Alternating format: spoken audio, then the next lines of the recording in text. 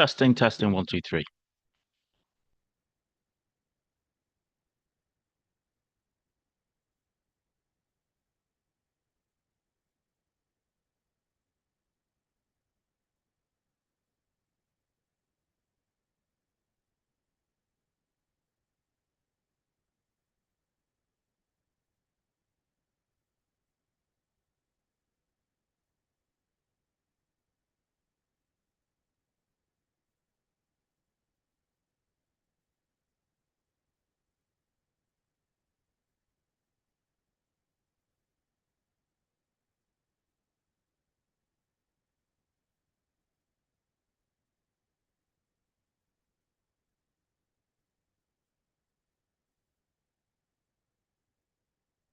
Good afternoon.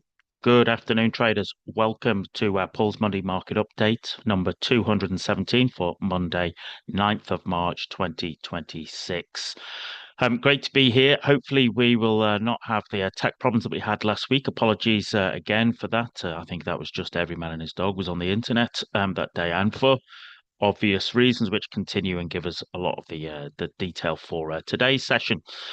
Whether you're joining us live or whether you're watching the live stream, I hope that you can see the slides. Hope you can hear my voice. I hope that you are well and safe wherever you are joining and watching us from. The Monday Market Update is just that. It is me flying through as much as I can cover in the next 25, 30 minutes, looking at strength and weakness within FX markets, looking at some charts of interest to add to your watch list, and then a look at the live markets. It is not a signal service. There are no trade recommendations. It is just me sharing what I'm looking at, which may be of relevance or help and support to yourself.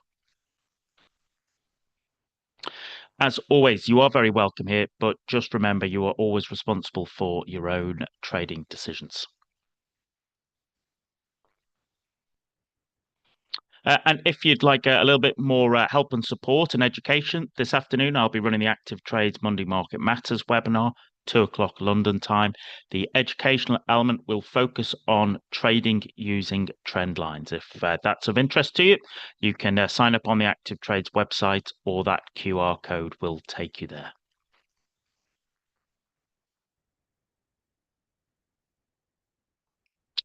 Also, if you want a little bit more help and support in your trading, regardless of how you trade or what you trade, the VTP Trader Accountability Group is up and running, helping people build discipline, accountability, and consistency in their trading. Okay.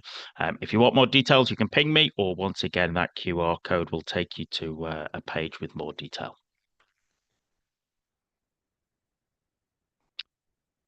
Okay, let's get stuck in, and we'll start as always with the STAM. If you're new to trading or new to joining our sessions, this is sort of a reflection, or it's some of the smaller elements of my own weekend work, where I'm using a model called the STAM, where I'm looking to identify where's the strength, where's the trends, where's momentum within the FX indices and commodities markets. So, what is this telling us? Okay, how does this help us? How does this sort of how do we make use of this? Well, here we are. We are into week 11 of the year, ladies and gentlemen, for the 9th of March. Where is the strength and where is the weakness?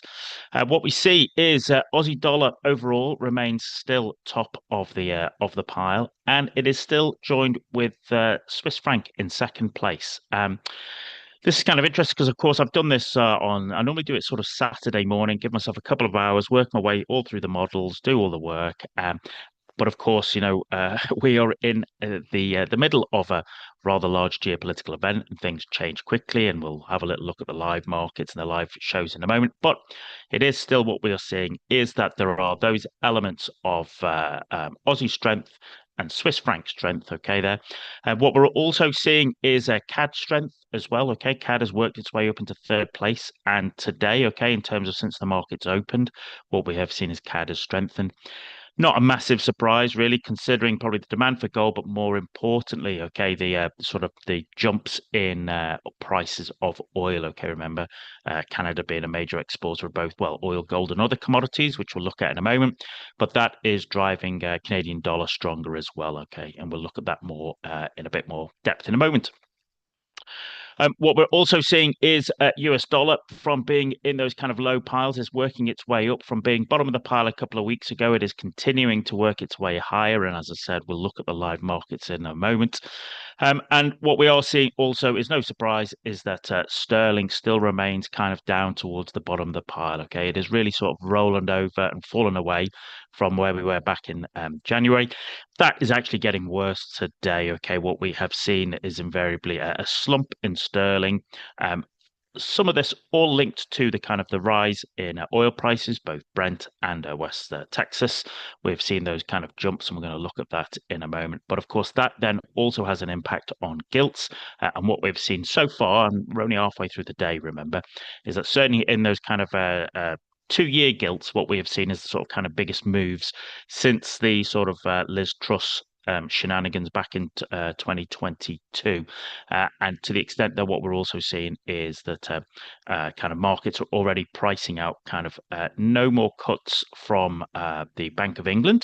We've got Mr. Bailey speaking on Thursday morning about that as well. And actually, markets starting to price in the likelihood of rate hikes in the UK based upon the sort of the images and those rather than sort of the damage done by the kind of present geopolitical events and the effect that is having on inflation and how that'll flood through into the system. And of course, also the UK having willingly given up its any kind of desire for energy independence. All right. So, but more of more of that later. Now, of course, as I said, that could be seen as maybe a bit knee-jerk, a bit impulsive, but I think basically markets are sort of looking at the kind of the present conflict going on for at least 6 to 8 weeks. Could be, of course, longer. Could, of course, be shorter. I would probably suggest that the fact that the Iranians sort of appointed Khamenei's son as the supreme leader is probably an indication that for the moment the hardliners that have not been taken out from the airstrikes still remain in control, and they are more likely to sort of carry on with their with the conflict rather than sort of bid for a ceasefire. So all of that has had an impact in terms of sterling being weak, remaining weak, okay, and getting no particular joy there. But also, joined in that kind of race to the bottom is also the euro. Euro has kind of been falling away as well for pretty similar reasons, okay, for pretty similar reasons. But as I said, we're going to look at the live markets in a moment. What I also see is that pretty much all of the kind of the sterling pairs, they are in what I would call they're in selling environments, whether that be tactical or strategic. And then when I start to look at sort of indices and commodities, well, what we can see is, I spoke, was it maybe about a month ago, about how this kind of block was all green. Everything was green. Everybody was giddy. Everybody was excited. And as I said, it's always at its kind of at its greenest and most giddy before the fall. And that's what you can see there. We now see those American indices, okay, into selling environments, right, and including the DAX and even the FTSE is getting there as well. Okay, we'll look at that in a moment. Not surprisingly, oil is a strategic buy, and we'll look at that in a moment. VIX is high, and this is from me going from kind of sort of kind of Friday's close. Okay, it popped even higher this morning. Bitcoin remains a strategic sell as well. I suspect that's just a general lack of interest for any kind of sort of risk on elements at the moment. So, as I said, we can see there's it's a pretty in some ways it's a glum picture, but it is also a pretty clear picture, all right, in terms of what we're experiencing, or what we're seeing there. Before we switch across to some of the live charts of interest, I thought I'd just bring up this is a plugin so that works for on the VTP Stage 2 STAM course. Okay, so it basically automatically does the working out the strength, trend, and momentum in FX elements. And what I can see here, and this is the kind of latest cut from kind of this morning, was what we are seeing is that Canadian dollar, okay, off this morning has basically pushed its way to the top of the pile there. Okay, that's the very latest. No surprise that it's very strong on the 4-hour charts. Joining it there is US dollar. Okay, there's scoring 15, high there on the 6th. So you've got Canadian dollar strengthening, US dollar strengthening. Swiss franc holding on, Aussie holding on, but the 4-hour chart is kind of, as you can see, is weakening there quite considerably. And at the sort of bottom end of the pile, well, what we see is euro is basically there's no joy or love for the euro. Japanese yen, no real love for that either, which is kind of interesting because normally what we would see is, if we're into a risk-off environment, historically we would normally see kind of capital flows towards the Japanese yen. But I think because this is also driven through commodities and Japan, I think it still imports 90% plus. It might even be kind of higher than that, 95% plus of its oil. The Japanese economy is extremely sensitive to any shifts in oil prices, and the kind of madness that we have seen over the last week will invariably, as I said, just basically temper any enthusiasm for either Japanese equities or the yen itself. Hence why we see it drop there. And as I said, sterling kind of joining it there towards the bottom of the pile. So, as I said, it's a bit of a glum picture, but it's quite a clear picture, all right?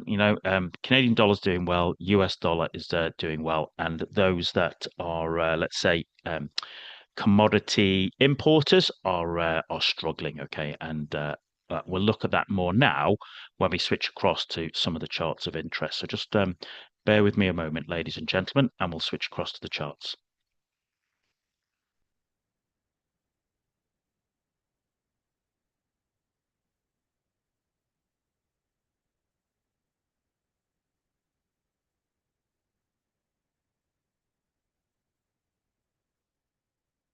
So here we are on some of my charts, okay, some of the watch lists. What is this we're looking at? My charts are always pretty simple. Weekly chart, blue 20 period, red 50, green 200, and some fractals on there. What is this? This is the basically commodity CRB index, all right? This is the CRB index. It's kind of it's like a broad barometer of kind of global commodity inflation, kind of covers energy, metals, agriculture. And not unsurprisingly, commodity prices are still heavily influenced by geopolitics, supply disruptions, and global growth expectations. Okay. So, what can traders take away from this? What does it mean? Well, a rising CRB usually means there's inflation pressure. It usually helps the commodity currencies, so like Aussie and Canadian dollar, and it also has a kind of an element on kind of being weaker for bonds. As I said, this is a weekly chart of this index, and let's get the old drawing tool up here. As you can probably see, really for the vast majority of the kind of the last few years, we were for the most part, kind of just going sideways in a range between about 260 and 300. Now, some might say, well, actually, Paul, once we're up at 300, we were pivoting around and we've had an explosion out of there. Okay. And that's most definitely where we've gone there. And you can see that. Okay. And as I said, it is, it's a useful indicator just to give us that kind of, give us an indication of inflation pressure, stronger commodities and commodity currencies, and it is just reflecting the kind of world we live in now and how this has just kind of exploded in the last couple of weeks. So it is something that's always useful to sort of keep an eye on in terms of your overall global macro picture to get an understanding, okay, of what the story is.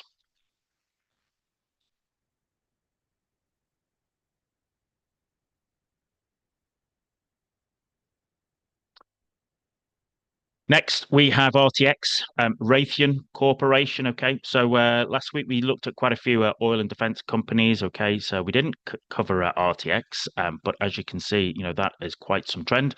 Raytheon make Patriots. One of the reasons that it was of interest to me and more interest than normal was that I was texting with a friend of mine. Okay, who is out in Saudi, ex-military friend of mine, sort of dodging drones, and he's a keen Scottish rugby supporter. He was trying to watch the fantastic Scottish performance on Saturday afternoon, but it kept getting interrupted by the Patriot battery behind him getting launched at all of these incoming drone attacks, etc. So he was not happy. He was not happy with RTX. But if you've been an investor or a trader in RTX, well, you probably have been very, very happy over the last couple of years. I've written quite a few pieces about them and what's going on with them. Okay, but as you can see, it's defense spending, it kind of remains structurally elevated. All right. You've got NATO countries talking about rearming. All right. I talk is cheap. All right. Let's see them sign the contracts. But RTX, okay, they're a major supplier of missile systems, radars, aerospace components across a huge array of Western defense programs. Okay, so undoubtedly you will have seen the footage of interceptors and Patriots being fired left, right, and center. There's also been talks and rumors about how they're running out of stocks. Okay, we'll see what the story is there, etc. But invariably, regardless of whether they're going to run out of stocks or not, those missile batteries will have been completely sort of run down and they will need replacing. And as you can see, I don't see any particular reason for RTX not to continue in the vein that it has been. You can see there in the pre-market, it's already gapped up there, okay, from a considerable few dollars from where it closed on Friday. So yeah, that's been a great play for a couple of years, and it continues to be so.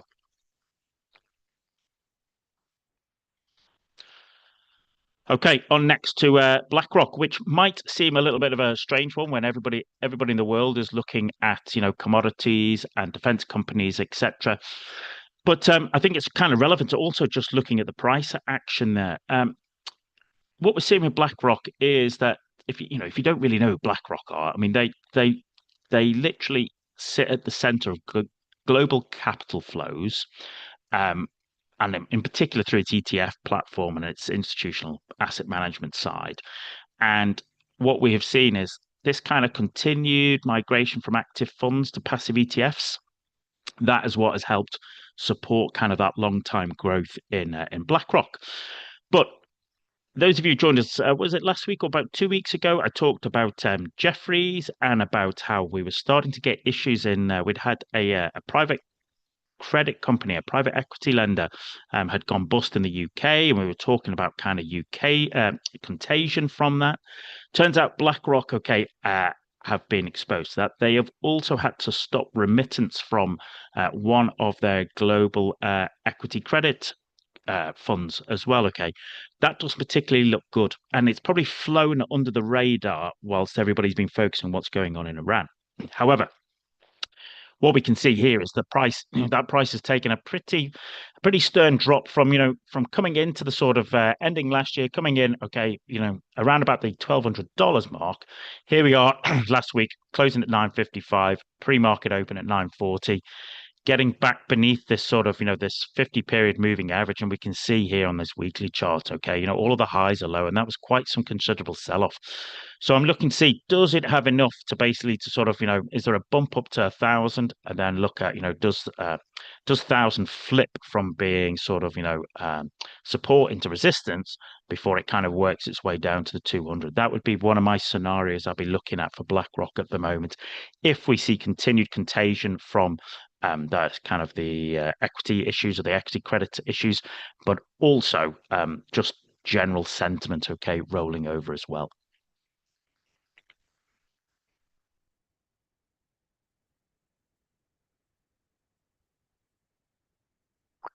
Another stock which has kind of caught my eye, and we've talked about it before, Caterpillar. All right, so not surprisingly, okay, Caterpillar, they build all sorts, or rather, they build everything that helps build everything. Okay, they're heavily tied to global infrastructure, mining, expansions, etc.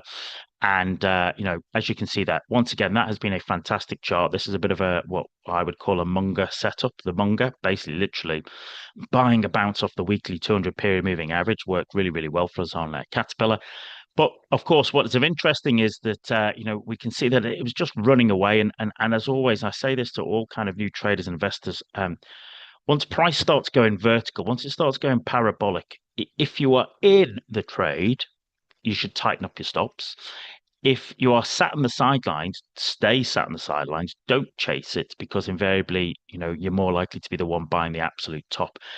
Once price starts going vertical and starts really pulling away from the moving averages, it can't maintain that, okay? And as we can see here, having worked our way up to sort of just tickling the soft underbelly of $800, over the last couple of weeks, we have, collapsed back down to about 680. Now, of course, if you've been buying over the last year, you're still well ahead. But I think this is it's a useful indicator of confidence in continued global growth and continued commodity demand. I would just be watching this, okay? Because you would think, well, if there's a war going on, we need lots more Caterpillar trucks to basically rebuild, and that might well come into play. But at the moment, it is being used as a barometer for confidence in kind of global growth and commodities demand.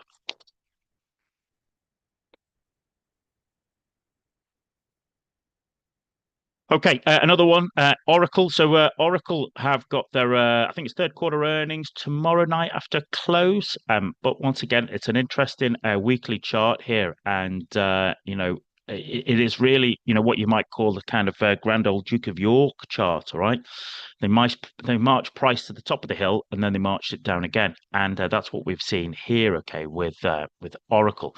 Now, Oracle had done a good job of reinventing itself as a kind of cloud infrastructure, an enterprise software player rather than just that kind of legacy databases. And it had been doing really well, okay, out of the sort of the AI shift. However, what of course everybody's looking at now is, well, is the real demand there? Okay. Is there still that kind of demand for those kind of AI workloads driving demand for large scale data centers? So this is a real indication of kind of cloud growth, but also AI infrastructure spending. And hence why I think you'll find people are going to be, regardless of everything else that's going on in the world, people are going to be fascinated by what their earnings come out as yesterday. Once again, they are back here sat on the weekly 200 period moving average. Maybe, the numbers are great, okay, and it shakes it off. And this is an opportunity, all right, to run it back up to $200. But, it is a fascinating chart to look at to see how this has played out over this kind of like last 2 year period. And whether there is whether it will bounce or whether there could be continued downside. So, as I said, you might want to add that to your watch list.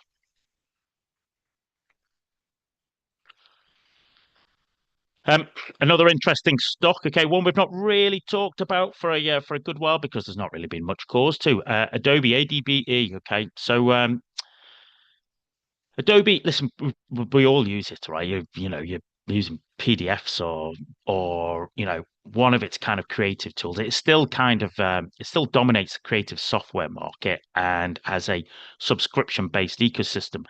Now, the thing that kind of is of interesting is that, of course, anything that has been seen as sort of almost like software as a service has been a bit hammered recently by expectations or hope that AI will kind of replace that.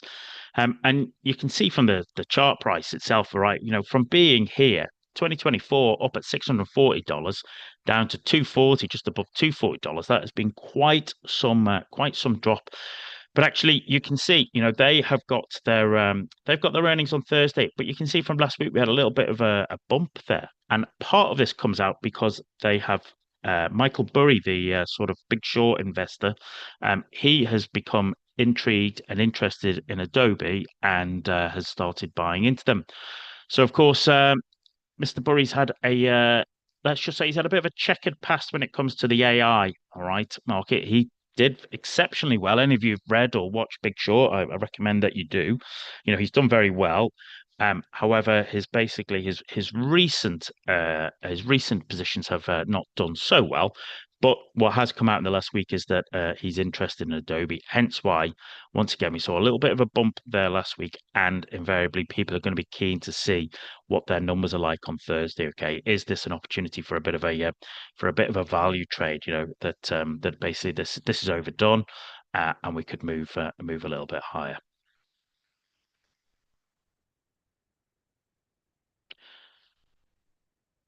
Okay, ladies and gentlemen, let's talk about Porsche. All right, Porsche themselves. Okay, they have their earnings on Wednesday morning. Look at that for a chart, ladies and gentlemen. All right, so there's a couple of reasons we're looking at this. One, because yeah, Porsche have got their earnings on Wednesday. Two, my good mates are all petrol heads, and one of them, Jim, was sat in his Porsche showroom this morning trying to get his Porsche fixed, whilst commenting on the amount of staff that they had sort of lolling around, whilst also nobody was in there selling any cars.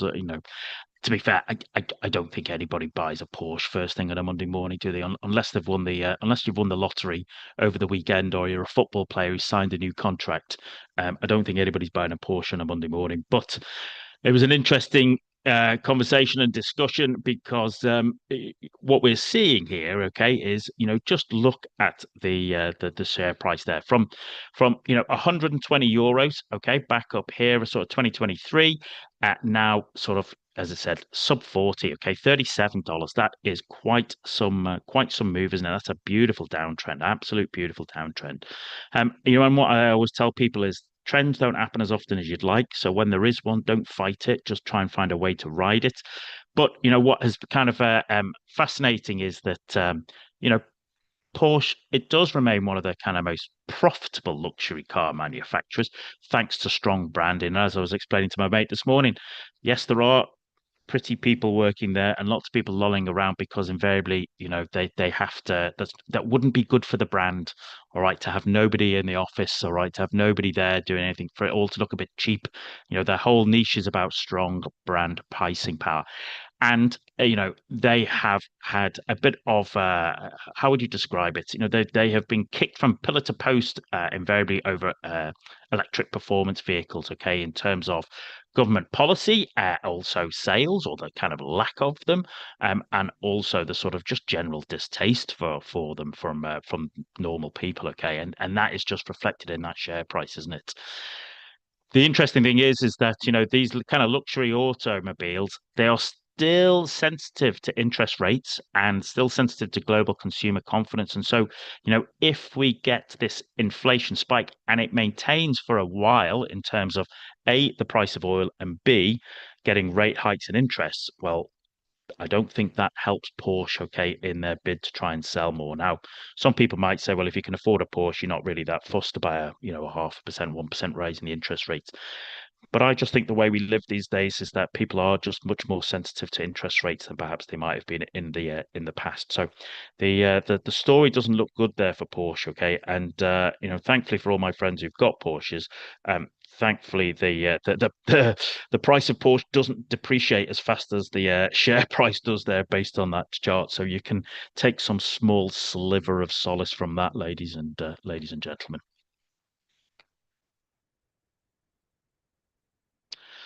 And finally, ETF, all right, the State Street Industrial, okay, sector ETF, okay, XLI.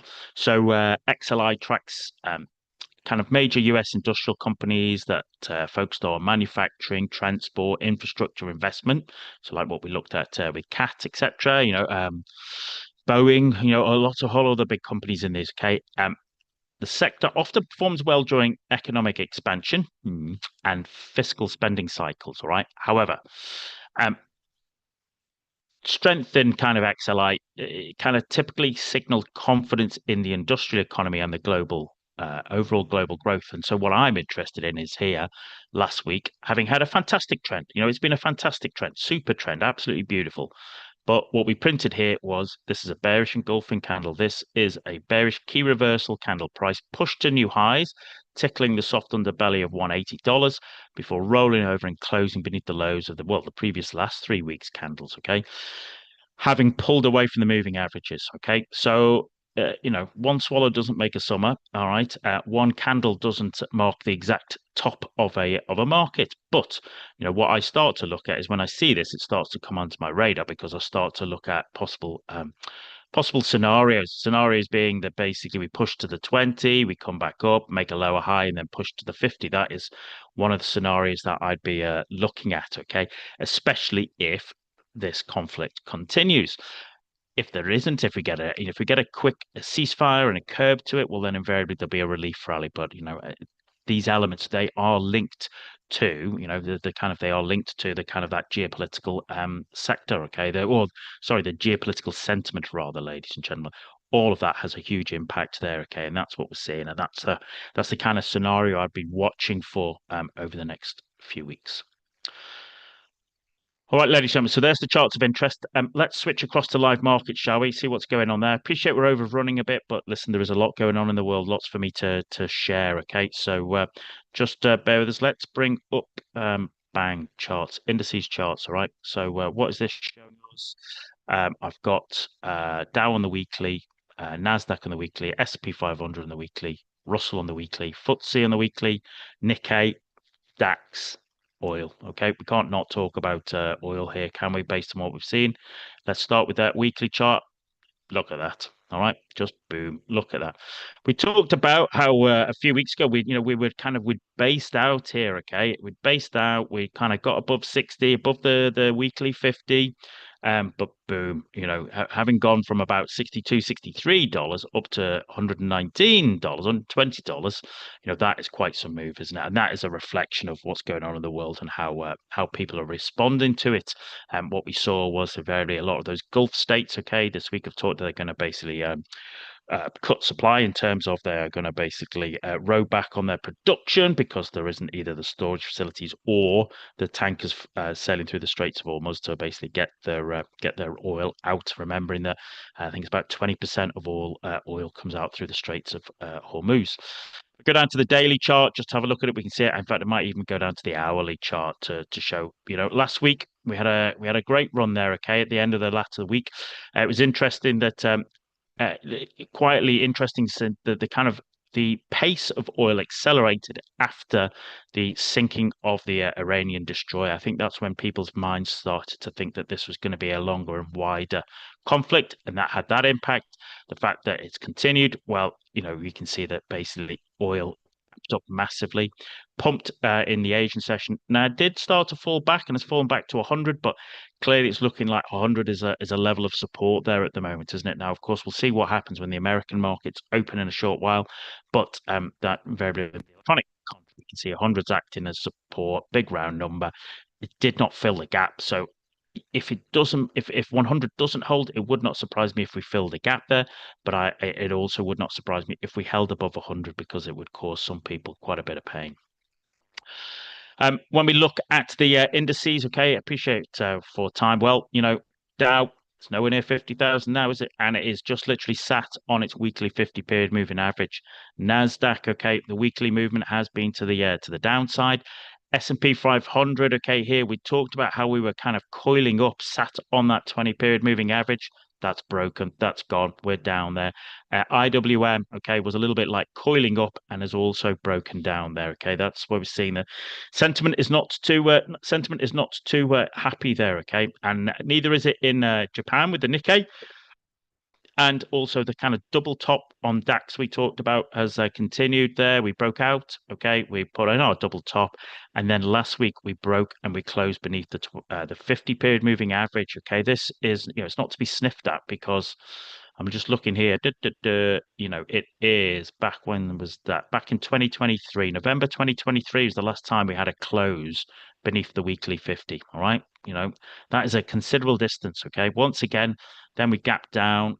As always, my always way is that I like to see, when I get a move like that, is there going to be a bit of a scenario of a pullback back up into the averages, which flip from being support to resistance before it moves down? Okay, that is, that's a bit of a simple textbook move for me. Okay, nice double top there, pull back. Okay, form another lower high before it works its way lower. Okay, that's that's the scenario that I kind of like to take advantage of when it plays out. If it doesn't do that, well, I do nothing. FTSE, there we go. The party is over there for the moment, isn't it? We've just literally having started once again, getting higher, pulling away from the moving averages. That sort of ended last week. Not a surprise. Look at the daily chart. Daily chart, okay, we'd had the 20-period moving average acting as dynamic support for, providing it. Didn't this time, came down to it, just failed it, got beneath the daily 50, and it's working its way back down towards this kind of 10,000 region there. That's what we're looking at there, okay? And then, as I said, we've got Bailey speaking on Thursday. We've got UK GDP on Friday morning as well. That will probably be as insipid as it has been, okay, for the last 18 months. But then I think a lot of this is also going to be impacted by the nature of the conflict we find going on in the Gulf at the moment. Quick look at here we go, gold. Interestingly, okay, having gapped up, we've kind of fallen our way back and we're sort of sat above 5,000 there in the daily chart. Okay, that's from last week. We gapped up. People might be scratching their head and saying, well, actually, Paul, I don't understand it. Shouldn't gold be absolutely rocketing? Yes, but what you can see is that there's probably people being involved in here for, months, maybe even years. And invariably, what tends to happen is that if you are caught on a margin call as an institutional trader, if you've been caught on the wrong side of that oil move, or you're caught on the wrong side of the dollar move or other equity moves, well, then invariably to avoid a margin call, you're going to have to basically cull your profitable positions first to basically balance the books. And I suspect that is what we have seen with gold. All right, that's what I think we have seen with gold there. That's that would be my kind of view at this particular moment. Silver, kind of similar. All right, silver on the weekly chart there. Just look at how we did gap up, yes, last week, but we've just fallen away down to sort of at $80 there.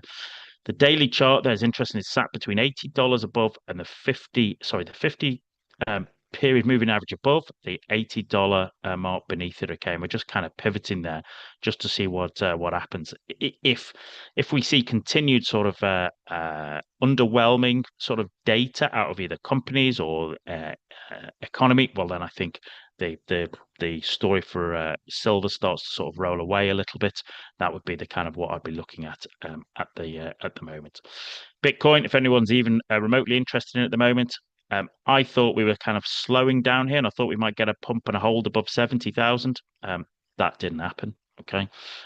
You can see here on the daily chart, we kind of just went sideways. We pumped up above and came all the way back down. Yep, we're nudging our way back towards there.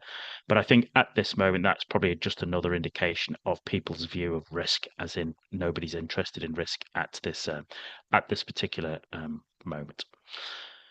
What we'll do is we'll have a quick look at dollar and a quick look at sterling. Okay, as I said, I appreciate I've overrun from what I normally do, but as hopefully you can recognize there's an awful lot going on in the world, and I'm just trying to share with you some insight that you might help you to make sense of the madness. Okay, so this is my dollar profile. So Aussie dollar on the daily, Euro dollar on the daily, pound dollar on the daily, dollar Swiss daily, Kiwi dollar daily, dollar CAD, dollar yen, dollar index. Okay, so bang, let's have a little look at this dollar index weekly chart. We had been in that kind of channel down. We've blown out of that. Look at where we are now. Okay, heading back up to 100 at this moment. Okay, daily chart, bang, you can see, we'd pivoted around that. All right, the 50 popped, broke that trend line back up above 98.50, working our way up there. Today has kind of been curious in that we gapped up. This is the 4-hour chart. We gapped up from Friday, but we've kind of fallen our way down a bit. But we haven't filled the gap. All right, we haven't filled the gap there. We kind of Asia, we kind of rolled, but London's gone a little bit quiet there, isn't it? I'll be intrigued to see what the American session does to this. All right, but when we look at the kind of the overall trend, Aussie is top of the stand. We saw that, but look at that on the daily chart. That is dollar strength. Okay, Kiwi dollar. All right, Kiwi dollar. That is Kiwi weakness, dollar strength. Euro against the dollar. Remember, euro is kind of falling its way into the bottom of the pile there. Pound against dollar, okay, has been doing that. Dollar against Japanese yen for those reasons we talk about. We continue. The kind of one where it hasn't has been dollar against Canadian dollar. Look at that. No surprise, okay. Canada exports, the vast majority of its oil. That's what we've got to look at and work with there. Finally, let's finish with sterling. Okay, so what have I got here? Okay, cable on the weekly, euro sterling, pound Aussie, pound Canadian, FTSE, pound Kiwi on the weekly, pound Swiss, pound yen. All right, so we've just looked at dollar, but we can see, for the last, well, you're almost getting towards the last 2 months, having tipped out here about 138, we've fallen our way down and we've kind of tickled sub 133 there. On the daily chart, look at that. I just look at that as being in a channel down. We're kind of sat sort of 133.50. Looks like it's it's holding as a daily level. You can see that from last week in the 4-hour chart. Maybe there is some support at like kind of 133, 133.50. Mm, yeah, if you were having me buy either sterling or dollar at the moment, it wouldn't be sterling. If we look at pound yen looks a little bit strange because once again, people, as I said, people would be normally sort of saying, well, actually, hang on a minute, Paul, this drop here should have carried on because we're seeing risk off.